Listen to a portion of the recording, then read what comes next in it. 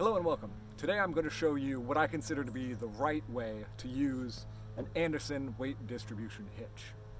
Now the directions that came with mine say that every time I put my trailer on or take it off, I'm supposed to loosen this nut, I'm supposed to count how many rotations I do, and I'm supposed to remember it, so that when I put it back on, I can tighten it back to the same amount.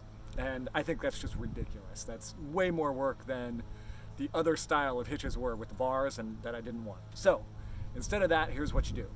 The real trick to this is that you're going to use your jack here to lift the back end of your vehicle. And as you pick the back end of your vehicle up, it's going to loosen this chain. It's going to get some slack in it. And once there's enough slack in this, then you can pull out the pin and you can drop this plate. And it's exactly the same to put the trailer back on in the reverse order.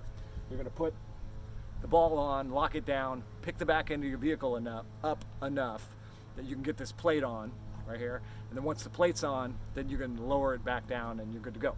So I'm going to show you that right now. Right now everything's tight. There's no way to get the plate off. So I'm going to raise it up until I get some slack.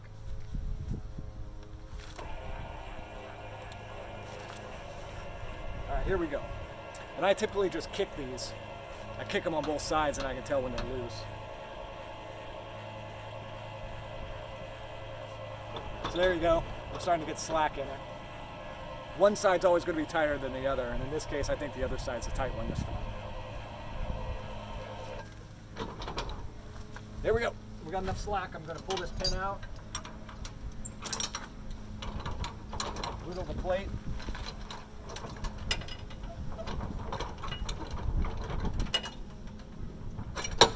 There it is.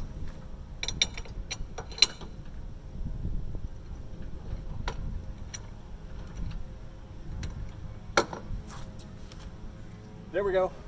Now I'm able to drop it back down, undo the ball here, and then lift it back up and take my vehicle off. So there's a couple things about this. One mistake I made before is I've got this little lip down here where the pin goes through, and if you're not paying attention, this plate can get stuck underneath that pin. And then if you raise it too far, what it'll do is it'll bend this whole plate. I did that once. The plate itself costs $80. I had to replace it, so don't do that. Now whenever I take it off, I tip it up like this. And I leave it vertical, that way it doesn't have anything to get stuck on. I really do like this hitch. Once I learned how to use it, this hitch has been absolutely fantastic, and I would recommend it to anybody. It was recommended to me by a guy at the Lance dealership. They said once they got this particular one, they didn't even carry it in the rest. So that's what made me get it, and I really like it.